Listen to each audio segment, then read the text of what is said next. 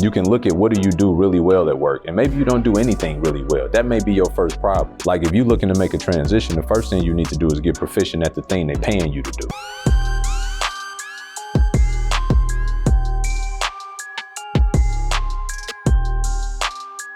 So my transition from corporate to real estate was crazy. I'll say it this way. First of all, I maintained tremendous integrity by doing right by the salary that they were paying me at that job. I was a injection molding operations manager. So I ran that department. We were a global company. The company that I worked for was a plastics company, probably had 7,000 employees, multi-billion-dollar company. And so it was 25 different, within North America, there were 25 different injection operation managers, right?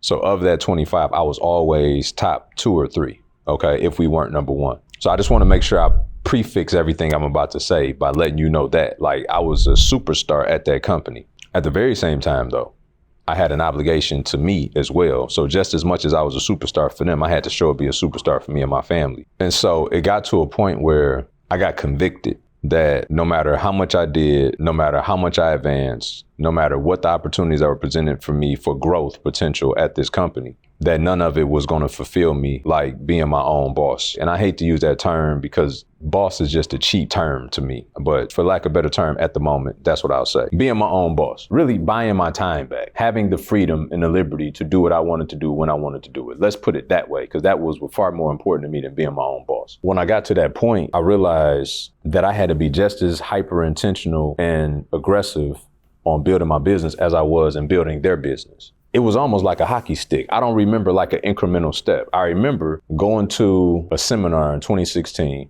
getting my first mentor, spent over $40,000, got upsold. It was actually closer to 60. After I made that investment, it just so happened that I ended up, my back went out. I had a herniated disc, L5-S1, couldn't pinpoint why it happened. And God had used that opportunity because it happened right at the same time I made that investment. So I was off work for like 6 months. And in that process, I learned how to invest remotely.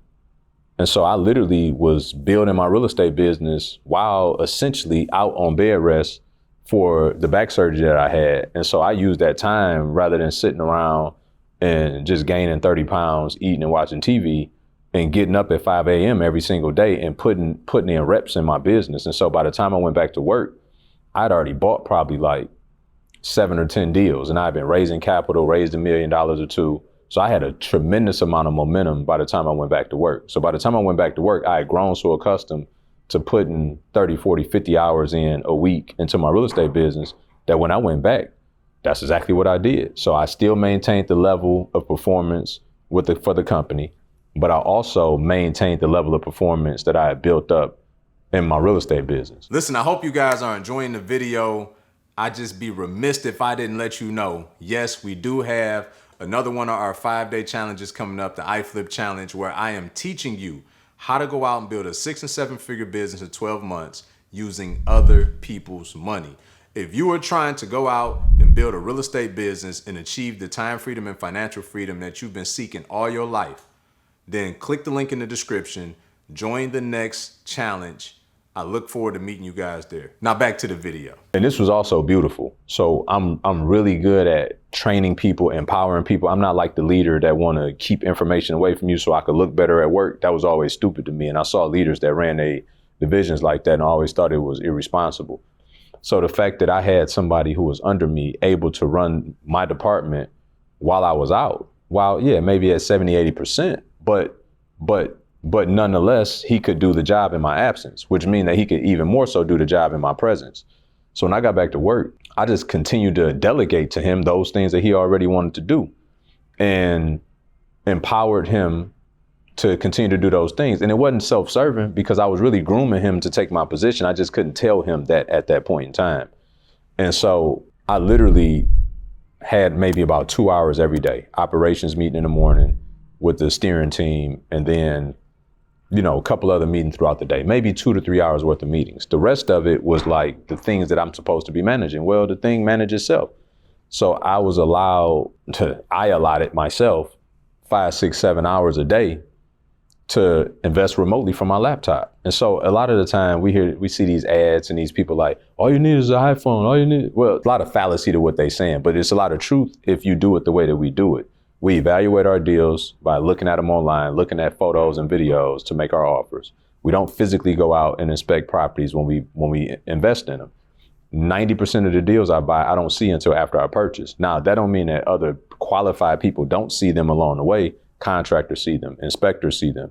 But the initial point of me buying a deal, I'm writing an offer sight unseen. That's a whole nother conversation for another video, but it's a skill set that you can develop if you learn how to invest remotely as I do and we teach. And so obviously, as you can hear in my story, there were a lot of things that, while it looked unfavorable, having back surgery and being off work for 6 months and getting 66 2/3 of my pay, that was really a time that either, I could have sat around eating bun buns, watching Al Bundy reruns, or I could have actually applied myself and grew a business. And that's what I did. And so maybe you don't have the liberty of having, and I wouldn't wish that back surgery on nobody and all the rest of it. But what I am telling you is that you can look at what do you do really well at work, and maybe you don't do anything really well. That may be your first problem. Like if you're looking to make a transition, the first thing you need to do is get proficient at the thing they're paying you to do. After you get proficient at the thing that they're paying you to do, then start to automate it. And when I say automate, that don't always mean from a digital perspective.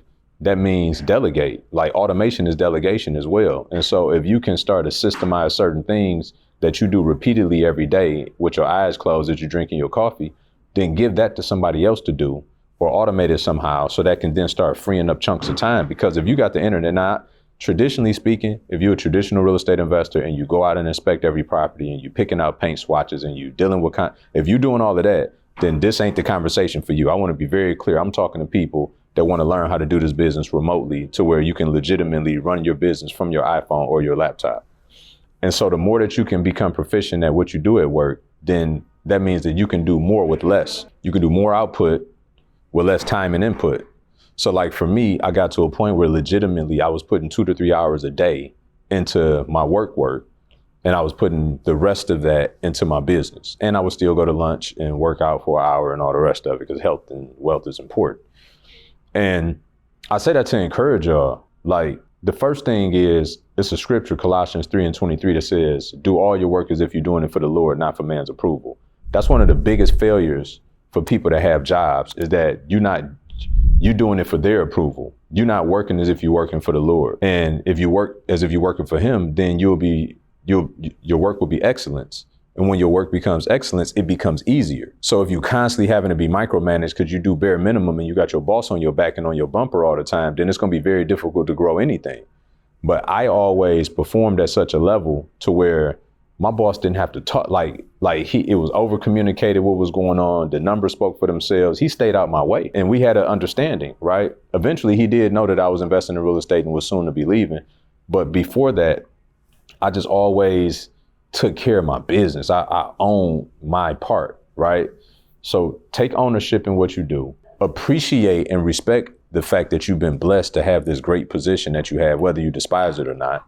It's an opportunity to make a lot of money and give you the stability while you build the thing. The best time to look for a plan B is when you got a plan A. So take advantage of the plan A, do more with less, and then start investing the balance of that time into your business. And yes, that has to carry over when you get home as well. You can't just go to happy hour X amount of times a week. You can't watch Netflix for 4 hours when you get home. There's going to be some fundamental changes, but it's all predicated on your true appetite that you want more out of life. And if you want more, you got to do more in the right areas to have more in those areas. Listen, I hope you guys are enjoying this video. I just want to tell you really briefly, if you are an aspiring investor or you are an active investor and you want to scale your business through remote investing, you have to go get a copy of my ebook, The Top 5 Things That You Need to Know About Investing in Real Estate Remotely. There's no fluff. It is practical application on how you can go out and build a solid remote investing business with all the fundamentals that you need. There's the link in the description below.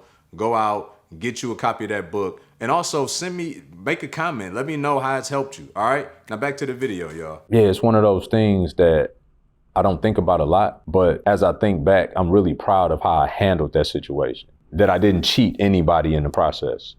Now, when it did get to a point where I was literally making my annual salary every month, then there became a time where there was an opportunity cost issue, meaning I was losing money from being at work. I want y'all to catch what I just said. I was losing money from being at work. Like I was making 6 figures a month in my business, which was my annual salary. I was making that per month, which meant that if I was able to have a full-time job, 50, 60 hours, and make my annual salary outside of work on a monthly basis, then if I had those 50, 60 hours, if I had, whatever that math is, if I had that time back, then how much more money could I make outside of work? So that's when I knew it was time to leave. Couple factors about when it's time to leave. One, for many of you, that you got 6 to 12 months of reserve saved up. Two, that your monthly residual income outside of work is suffice enough to take care of your bills and your lifestyle. And three, when you truly have seen that you're losing money by being at work. A lot of people think that by being overzealous, maybe you had a good month in your business. A good month ain't an indicator that that's an opportunity cost issue. You just had a good month outside of work. But I'm talking about to the point where you're missing opportunities and you're making excessively more outside of work on a consistent monthly basis, then it's time to really look at that as well and see, but those are the three indicators.